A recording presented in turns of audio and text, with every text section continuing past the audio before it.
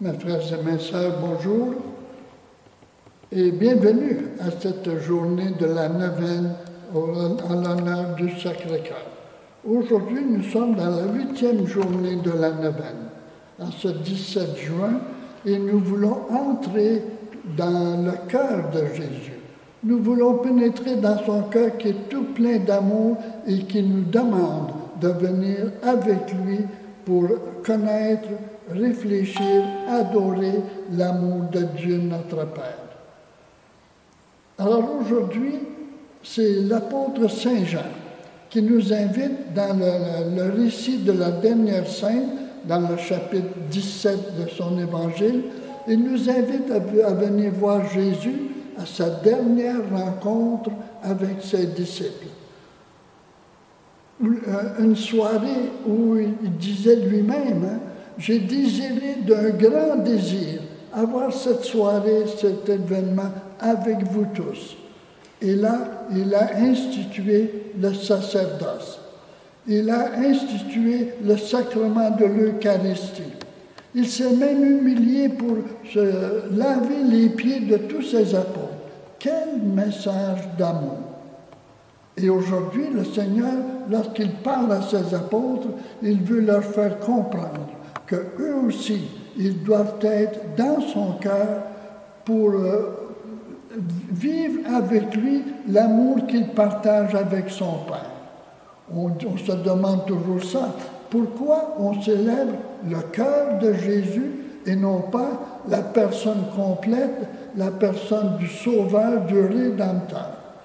Mais c'est parce que le cœur, c'est la source de l'amour. Et Dieu est amour. La plus belle définition que Dieu veut, c'est que je suis l'amour. Puis Jésus est l'amour incarné du Père. Son cœur, c'est le reflet de l'amour que Dieu porte sur chacun de nous ici.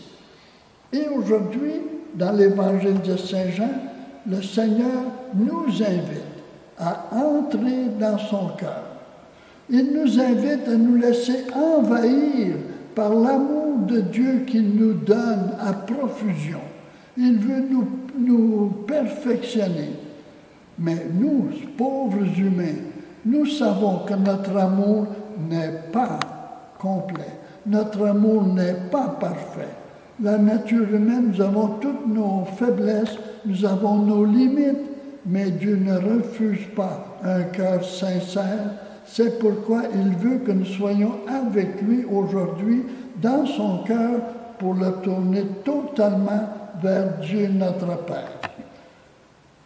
Lorsque Jésus était en réunion avec ses apôtres pour la dernière scène, il était, lui, heureux. Il nous disait même, j'ai désiré d'un grand désir être ce repas avec vous.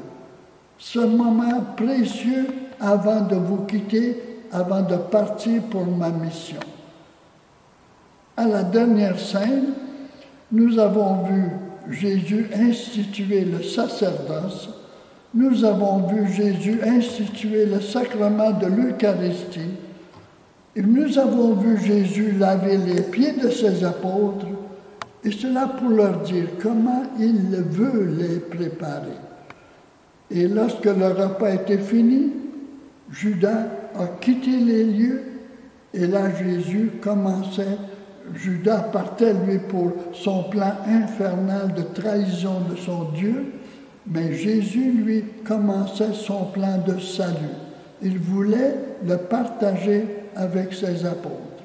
Et c'est là qu'il nous invite dans la prière que Saint Jean lui-même met dans son évangile. Quand Jésus tourne son cœur vers son Père, je prie pour tous ceux qui croient en moi. Je prie pour tous ceux qui croiront en moi, que tous soient un, comme moi, Père, tu es en moi et moi je suis en toi. De la même façon qu'ils soient en nous tous un.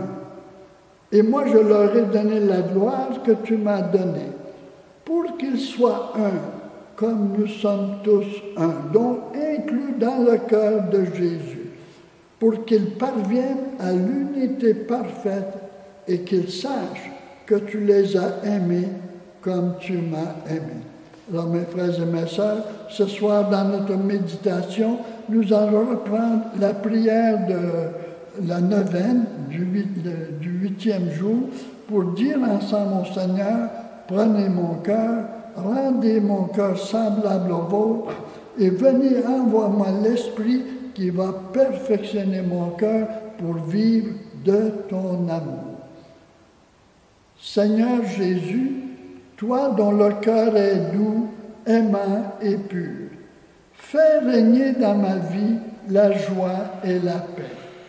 Que tous les gens que je côtoie soient imprégnés de ton amour divin et de cette soif de justice et de paix pour la plus grande gloire, toi notre Sauveur.